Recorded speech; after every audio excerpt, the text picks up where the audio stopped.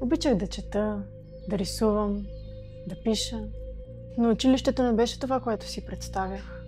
Бях сама. Не съвсем, Яна беше там. Единствената ми приятелка, която ме разбираше. Но една седмица беше различна. Яна беше болна. И тогава се появиха те. Подигравките започнаха тихо. Шепот в коридора.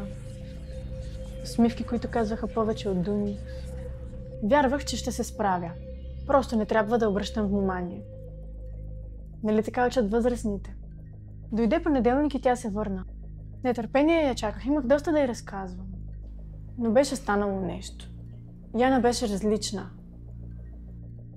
Как може да си толкова смотана краси? Това беше името на групата. Снимки, коментари, колажи.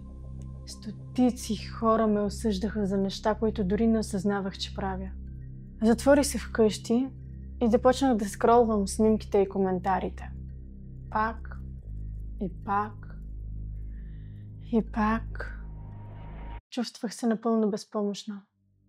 Ако попаднеш на такава ситуация, искам да знаеш, че вината не е твоя. Най-доброто, което можеш да направиш, е да потърсиш помощ от родител, учител или приятел и да ни докладваш на safenet.bg и на телефон 124 123, където наши консултанти ще ти помогнат да излезеш от ситуацията.